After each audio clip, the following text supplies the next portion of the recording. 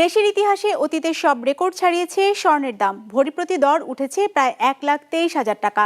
আর এমন উচ্চ মূল্যের ফলে কমেছে স্বর্ণের বেচাকেনা। ব্যবসায়ীরা বলছেন, মূল্য সংযোজন কর কমানো সহ কার্যকরী পদক্ষেপ না নিলে অচিরেই হুমকির মুখে পড়বে এই শিল্প। মৌমিতা জান্নাতের রিপোর্ট। 250-টিরও বেশি ডিজাইন অপশন নিয়ে ওয়ালটন স্মার্ট ফ্রিজ, বোঝে আপনার প্রয়োজন। ফারজানা হক 2 ভরির বেশি ওজনের সনাতনী সোনার এই কণ্ঠহারটি 2008 সালে কিনেছিলেন 78,000 টাকায়।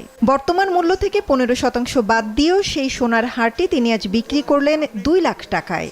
দেশের বাজারে বর্তমানে সোনার দাম সর্বোচ্চ থাকায় অর্থনৈতিকভাবে কিছুটা লাভবান হওয়ার আশাতেই গয়নাটি বিক্রির সিদ্ধান্ত বলে জানালেন ফারজানা।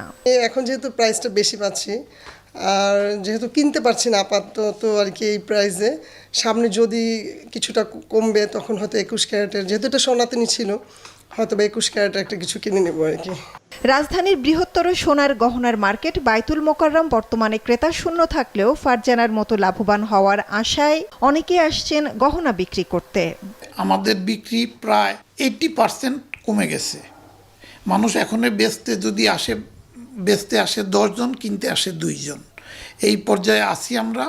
অনেক দিন দোকান বন্ধ ছিল, তারপরে আমরা খুলেছি অনেক আতঙ্কের মধ্যে। কখনো মাল সাজিয়েছি, কখনো বন্ধ রেখেছি।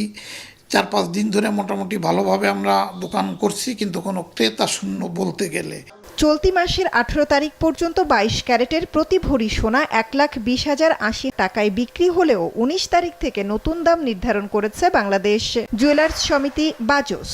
সেই অনুযায়ী প্রতি ভরি স্বর্ণের দাম নির্ধারিত হয়েছে 1,22,985 টাকা, যা দেশের ইতিহাসে এই ধাতুটির সর্বোচ্চ দর।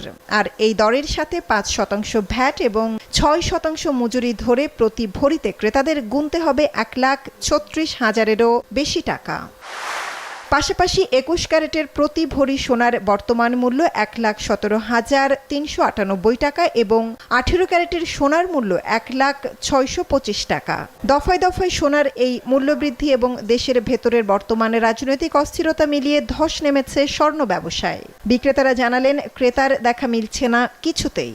ডলার পাউন্ডের মূল্য বাড়ার কারণে গোল্ডের প্রাইসটা বেড়ে যায়। দেশের একটা সার্বিক পরিস্থিতি, তারপরে দাম বাড়াটা একটা কারণ। তার মধ্যে আরেকটা প্রভাব পড়েছে সেটা হলো ব্যাংকের থেকে একটা নির্দিষ্ট পরিমাণ টাকা উত্তোলন করতে হচ্ছে, এটাও একটা কারণ। সার্বিক পরিস্থিতির কারণে আমাদের বেচাকেনা একটু খারাপই আছে।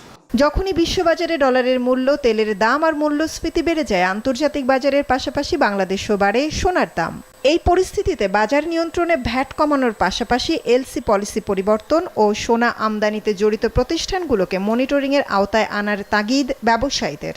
আমাদের এখানে যদি 3% ভ্যাট করা হয় তাহলেও ক্রেতাদের উপর একটু চাপ কমবে, তারা বাইরে থেকে গোল্ড আনার চিন্তা করবে না। এখন বাংলাদেশে বর্তমানে যেই রেট আছে, দাম আছে, ওই ডিলাররা যদি লিগ্যাল পথে আনে তার থেকেও 2-3 হাজার টাকা বেশি পড়ে যায় প্রতি ভরিতে।